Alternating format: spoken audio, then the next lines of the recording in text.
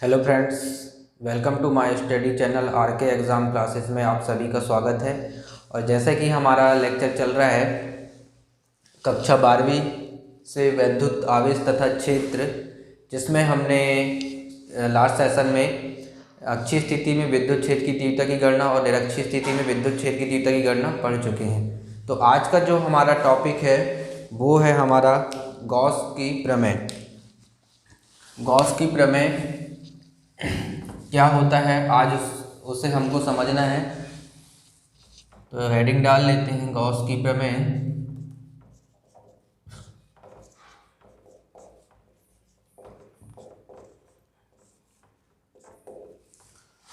Gauss की प्रमेय को समझने से पहले हम विद्युत फ्लक्स को समझ लेते हैं, आखिर विद्युत फ्लक्स होता क्या है।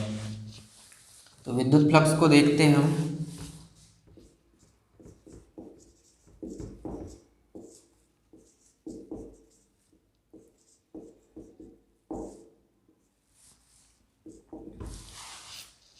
विद्युत फ्लक्स होता क्या है। विद्युत फ्लक्स क्या होता है, मान लीजिए हमने कोई एक सरफेस ले लिया है, ये एक सरफेस है। तो इस सरफेस में हमने क्या किया कि एक प्लस क्यू आवेश रख दिया, प्लस क्यू आवेश रख दिया। तो इस आवेश के कारण क्या होगा, कुछ बल रेखाएं निकलेंगी। उस आवेश के कारण क्या होगा, कुछ बल रेखाएं इस तरह से निकलेंगी, जो हमारा क्या कहलाता है, फ्लक्स कहलाता है। इस प्रकार से जो हमें बल रेखाएं प्राप्त होंगी आवेश के कारण इस सरफेस में, तो ये क्या कहलाएगा, हमारा फ्लक्स कहलाएगा। और ये क्या कहलाएंगी, विद्युत फ्लक्स बल की रेखाएं। ठीक है। तो विद्युत फ्लक्स भी दो प्रकार के होते हैं। एक होता है धन आवेश फ्लक्स, धन आवेश विद्युत फ्लक्स।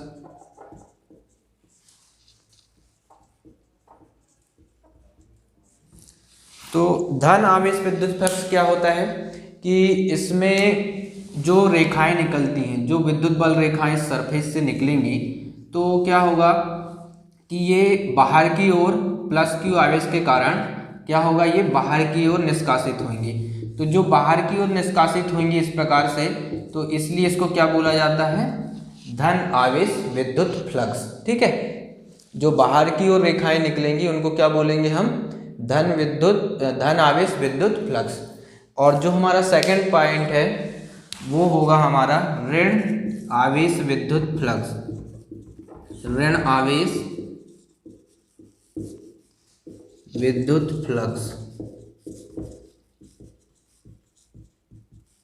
ठीक है। तो ऋण आवेश विद्युत फ्लक्स में क्या होगा, जो विद्युत बल रेखाएं हैं वो कैसी होंगी, केंद्र की ओर आती हुई प्रतीत होंगी। ठीक है। इसको हम डायग्राम में देख लेते हैं एक बार। मान लीजिए हमने ये सरफेस ले लिया इस प्रकार से, तो ये एक बंद पृष्ठ है। ठीक है। एक प्रकार से क्या है, ये बंद पृष्ठ है। इस पृष्ठ में हमने प्लस क्यू आवेश ले लिया है, ये प्लस क्यू आवेश। तो जो बल रेखाएं होंगी वो क्या होंगी, इस प्रकार से हमें आती हुई दिखाई देगी केंद्र की ओर, और इसलिए इसको क्या बोला जाता है, ऋण आवेश विद्युत फ्लक्स। ठीक है। तो ये था हमारा विद्युत फ्लक्स का कॉन्सेप्ट, जो दो प्रकार का होता है। विद्युत फ्लक्स कितने प्रकार का होता है, दो प्रकार का होता है। एक होता है धनावेश विद्युत फ्लक्स और दूसरा होता है ऋणावेश विद्युत फ्लक्स। तो आइए आगे हम देखते हैं गॉस का प्रमेय। तो गॉस ने हमें बताया था कि जो फ्लक्स होता है वो संपूर्ण पृष्ठ में या बंद पृष्ठ में उत्पन्न आवेश का 1/ε0 गुना होता है। ये किसने कहा था, गॉस ने अपने कथन में हमें बताया था। ठीक है। तो उसी को हमें समझना है। गॉस की प्रमेय, इसका कथन, गॉस ने क्या कथन दिया था, बंद पृष्ठ के लिए कथन दिया था। काय के लिए दिया था, बंद पृष्ठ के लिए, बंद सतह, या हम उसे क्या कह सकते हैं, पृष्ठ भी कह सकते हैं। ठीक है। तो कथन के पहले हमें क्या समझना होगा, इसका फिगर। देखिए फ्रेंड्स, अगर आपको फिजिक्स में किसी भी कॉन्सेप्ट को समझना है तो उसके लिए आपको सबसे ज़्यादा इम्पॉर्टेंट है कि आपको फिगर समझ में आना चाहिए। अगर आपने फिगर को अच्छे से समझ लिया तो आप उसके कथन को भी बहुत आसानी से समझ सकते हैं, और आगे आप जब डेरिवेशन को सॉल्व करेंगे तो उसमें आपको किसी भी प्रकार की कोई प्रॉब्लम नहीं जाएगी। इसलिए हम किसी भी टॉपिक में फिजिक्स के सबसे पहले हमें फिगर को बहुत ही अच्छे से समझना है, ठीक है। तो आइए हम इसके फिगर को देख लेते हैं। मान लीजिए हमने ये एक बंद पृष्ठ ले लिया है, ये क्या है, एक बंद पृष्ठ।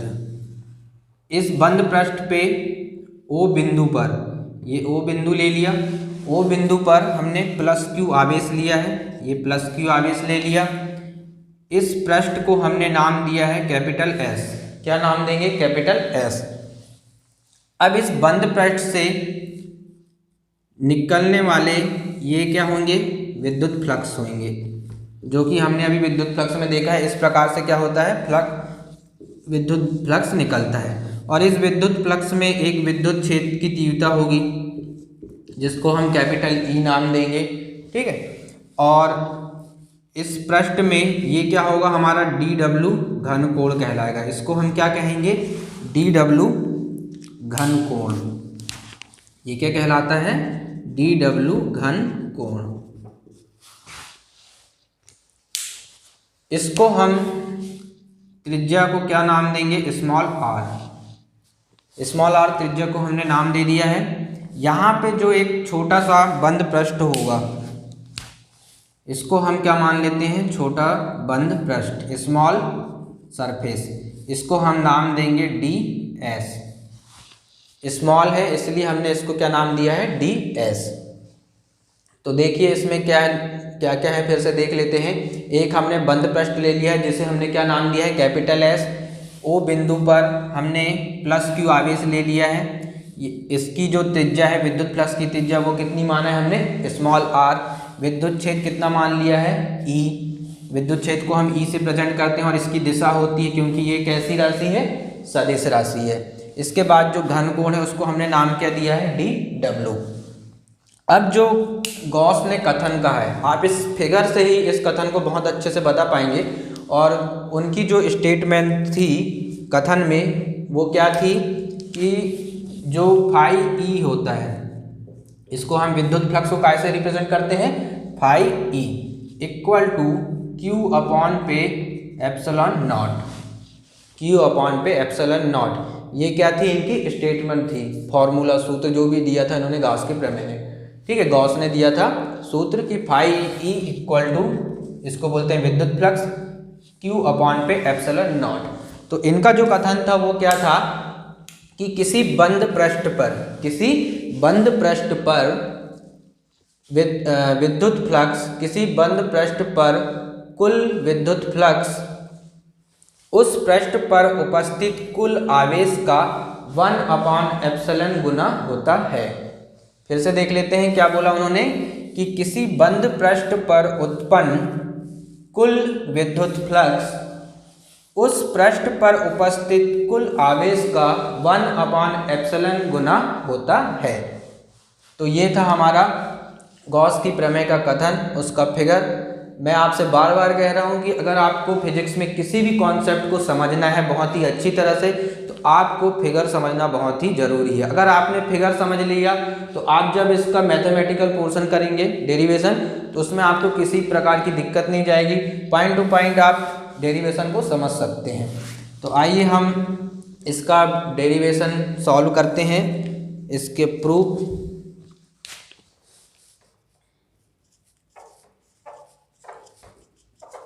प्रूफ के लिए क्या करेंगे हम, सबसे पहले इस ds पृष्ठ के कारण उत्पन्न विद्युत फ्लक्स की गणना करेंगे। इस ds पृष्ठ के कारण लिख लेते हैं, ds पृष्ठ के कारण उत्पन्न विद्युत फ्लक्स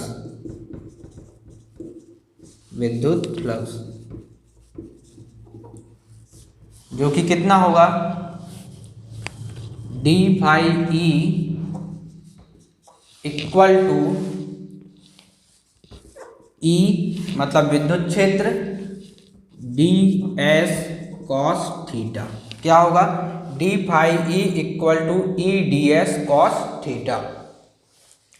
अब देखिए हमें विद्युत क्षेत्र का फॉर्मूला पता है, तो यहाँ पे हम वैल्यू को पुट कर देते हैं। तो वैल्यू पुट करते हैं d phi E equal to, विद्युत क्षेत्र की तीव्रता का फॉर्मूला क्या होता है, 1/4 epsilon naught Q/r² and d s cos theta. ठीक है, d phi equal to 1/4 epsilon naught Q/r² d s cos theta. अब मैंने आपको कल जब हम अक्षीय स्थिति में विद्युत क्षेत्र की तीव्रता की गणना कर रहे थे, तब मैंने आपसे कहा था कि आपको यदि किसी डेरिवेशन को सॉल्व करना है तो गणितीय अवधारणा को पढ़ना बहुत ही ज़रूरी है, उसे समझना भी ज़रूरी है, और उसके जितने भी कॉन्सेप्ट जो कि डेरिवेशन को सॉल्व करने में लगते हैं आपको उनको याद करना है। तो वैसे ही हमारे पास एक यहाँ से फॉर्मूला निकल के आ रहा है कि d s cos theta upon r square की जगह में हम क्या रख सकते हैं, डी ओमेगा। घन कोण का सूत्र हो जाएगा डी ओमेगा इक्वल टू क्या होगा, D s cos theta upon पे आर स्क्वायर। तो हम इसको यहाँ पे लिख लेते हैं आगे।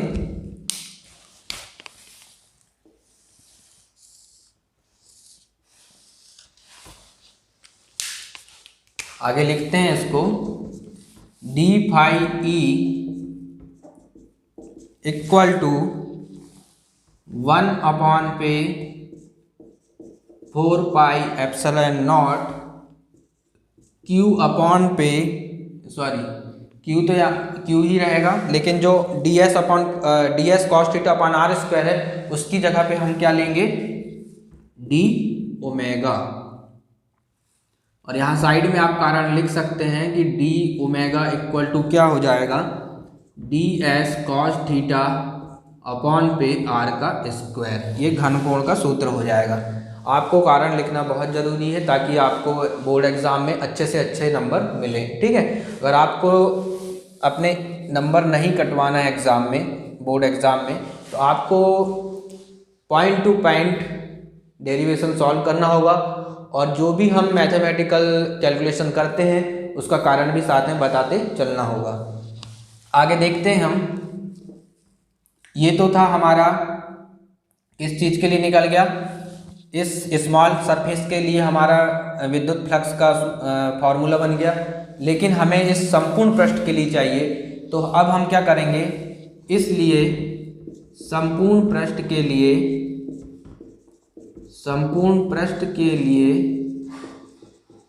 विद्युत flux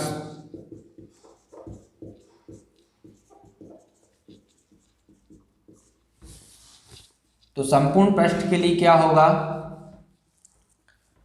phi E equal to integration कर देंगे डी फाई ई का, समाकलन कर दी हमने किसका, डी फाई ई का। इस वैल्यू को यहाँ पे पुट कर लेंगे तो क्या हो जाएगा, डी फाई ई की वैल्यू क्या है हमारे पास, 1/4 epsilon not integration Q D omega.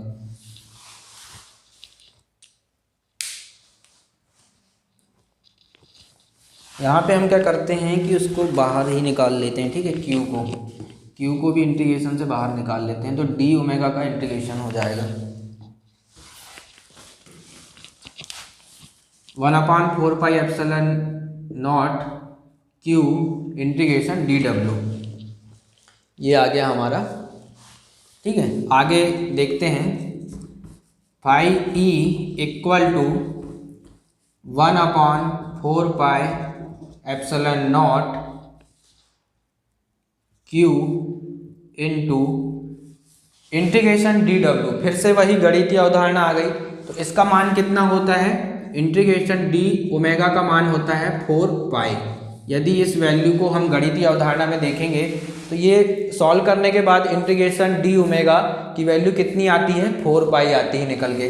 तो इसको हम यहाँ पे पुट कर देंगे 4। अब 4 से 4 तो क्या होगा, कैंसिल हो जाएगा, और जो हमारे पास वैल्यू आएगी फाई ई इक्वल टू कितना आ जाएगा, क्यू अपॉन पे एप्सिलॉन नॉट। और ये क्या होगा, हमारा डेरिवेशन या गॉस प्रमेय की जो उत्पत्ति है वो हमारा क्या होगा, प्रूफ हो जाएगा। यही हमको निकालना था। तो ये हमारी क्या होगी, वैल्यू प्रूफ हो जाएगी। ठीक है, तो गॉस के कथन में क्या लिखा है, या गॉस ने हमें कथन में क्या बताया है कि किसी बंद पृष्ठ पर उत्पन्न कुल विद्युत फ्लक्स उस पृष्ठ पर उपस्थित कुल आवेश का 1/एप्सिलॉन गुना होता है। इसको हमको सॉल्व करना था। ये जैसे मैंने आपको बताया है, ये बहुत ही अच्छी विधि है इसको सॉल्व करने की। बुक में तो और लेंदी विधि दी हुई है, और कोई से टॉपिक उन्होंने बढ़ा दिए हैं बुक में। तो मतलब जैसे ये 4-5 लाइन में हो गया, तो उन्होंने इसे 7-8 लाइन में सॉल्व किया है। तो आप हो सके तो ऐसे ही सॉल्व कीजिएगा पॉइंट टू पॉइंट, ताकि आपको इसके ज़्यादा से ज़्यादा नंबर मिले। तो इस प्रकार हमारा ये 5 नंबर का सेशन बन रहा है, या पार्ट बन रहा है इस यूनिट का, वैद्युत आवेश तथा क्षेत्र से। तो मेरा आप सभी से यही कहना है कि यदि आपको इस टॉपिक को या इस पार्ट को समझना है, इससे पहले आपको जो पिछले पार्ट्स हैं उनको भी समझना बहुत ज़रूरी है, तभी आप पॉइंट टू पॉइंट किसी भी टॉपिक को कवर कर सकते हैं। यदि आपने डायरेक्ट इसे समझना चाहा तो आप पहले ये जान ही नहीं पाओगे कि आखिर विद्युत होती क्या है या आवेश क्या होता है। तो मैंने अपने पिछले सेशन में आपको बताया है कि विद्युत क्या है, आवेश क्या है, या उससे जितने भी रिलेटेड टॉपिक है हमने उनको सबको कवर किया है। तो इसको समझने के पहले आपको जो है पिछले वीडियो को वॉच करना होगा। ठीक है, तो देखिए ये तो हमारा पार्ट 5 में हमारा जो यूनिट है वैद्युत आवेश तथा क्षेत्र, वो कंप्लीट हो गई है। तो मैं आपको इसे रब कर लेते हैं, फिर मैं आपसे कुछ बात करना चाहता हूँ कि जो हमारे एग्ज़ाम होते हैं कॉम्पिटिटिव के, IIT, JEE, नीट वगैरह या GNT या अदर ऑल एग्ज़ाम होते हैं जिसमें न्यूमेरिकल पूछे जाते हैं फिजिक्स के, तो आप उनको कैसे सॉल्व करें, न्यूमेरिकल को सॉल्व कैसे किया जाए।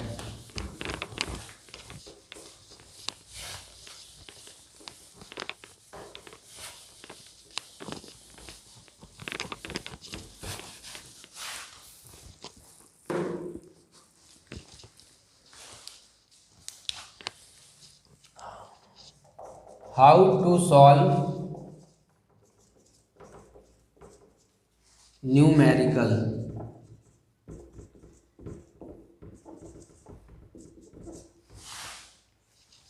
देखिए, हम किसी भी यूनिट को जब स्टार्ट करेंगे तो उसके पूरा थ्योरिकल पोर्शन पढ़ेंगे, डेरिवेशन पढ़ेंगे, सब कुछ पढ़ेंगे। उसके बाद क्या करेंगे, हम एक उस यूनिट से संबंधित न्यूमेरिकल का पार्ट बनाएंगे, वीडियो बनाएंगे, जो उन बच्चों के लिए बहुत इंपॉर्टेंट होगा जो IIT, JEE, नीट और GNT एग्ज़ाम की तैयारी कर रहे हैं।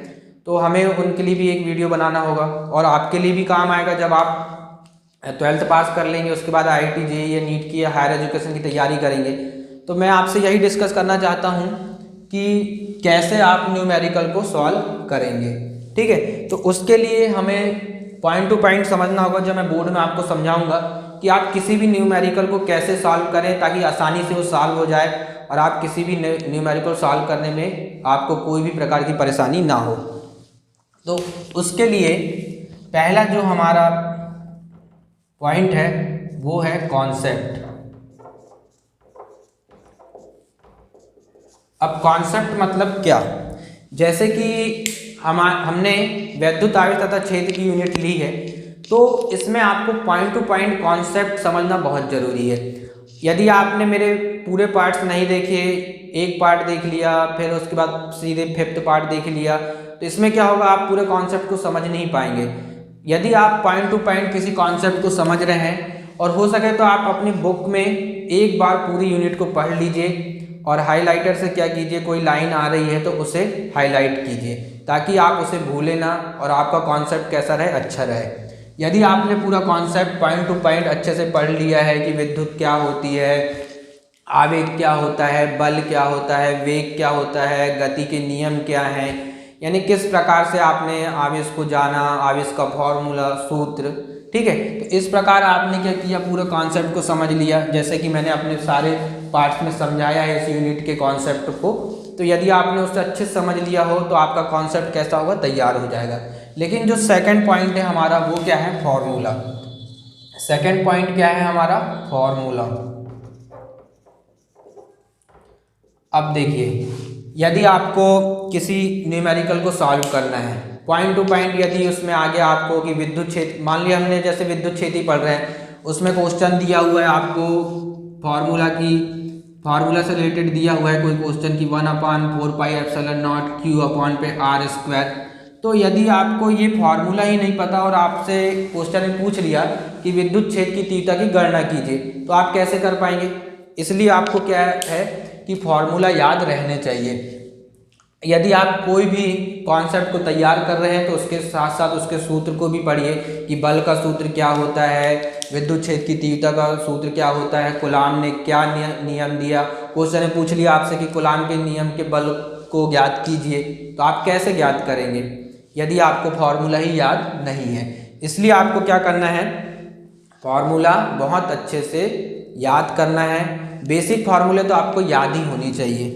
थर्ड पॉइंट है हमारा mathematical tools and calculation. Mathematical tools and calculation.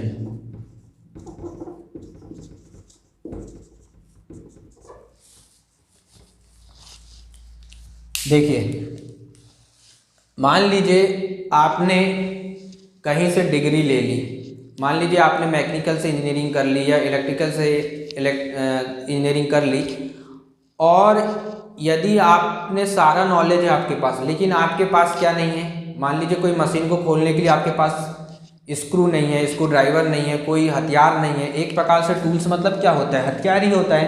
यदि आपके पास ये हथियार ही नहीं है तो आप कैसे उस यंत्र को या सुधार पाएंगे या किसी भी मशीन को आप ठीक कर पाएंगे। वैसे ही यदि हमें न्यूमेरिकल को सॉल्व करना है तो उसके लिए मैथमेटिकल टूल्स आपको बहुत अच्छे से क्लियर होने चाहिए।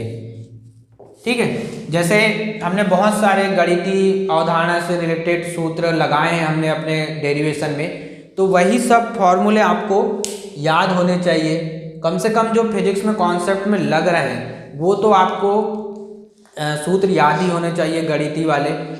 एक बार आप अपने 11th की बुक से भी रीड कर सकते हैं जिसमें गणितीय अवधारणा वाली यूनिट है, आप उसको बहुत अच्छे से पढ़िए, उसके कॉन्सेप्ट को याद कर लीजिए, उसके सूत्रों को याद कर लीजिए।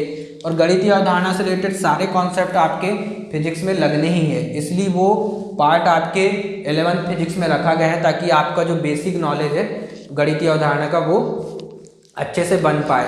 अब देखिए, मैथ्स वाले बच्चे तो मैथमेटिकल टूल्स और कैलकुलेशन में अच्छे होते हैं, लेकिन बायो वाले के लिए क्या होता है कि 10th के बाद उनका मैथ्स छूट जाता है और उनको कैलकुलेशन कैसे हो जाती है, थोड़ी स्लो हो जाती है। तो मेरा बायो वाले बच्चों से भी कहना है, स्टूडेंट से भी, कि वे कम से कम मैथमेटिकल टूल्स को याद रखें जो फिजिक्स में कॉन्सेप्ट में लगते हैं। तो आप चाहें तो 11th की जो हमारी बुक है उसमें जो गणितीय अवधारणा वाली यूनिट है उसको आप अच्छे से तैयार कर लीजिए। तो इसके बाद जो अब हमारा अगला वीडियो बनेगा, सेशन जो हमारा होगा वो होगा हमारा न्यूमेरिकल का, जो हमने यूनिट ली है वैद्युत आवेश तथा क्षेत्र, उससे हम न्यूमेरिकल क्वेश्चन लेंगे और उनको सॉल्व करेंगे। यदि आपको मेरा वीडियो अच्छा लगे तो लाइक एंड सब्सक्राइब करें। Thank you.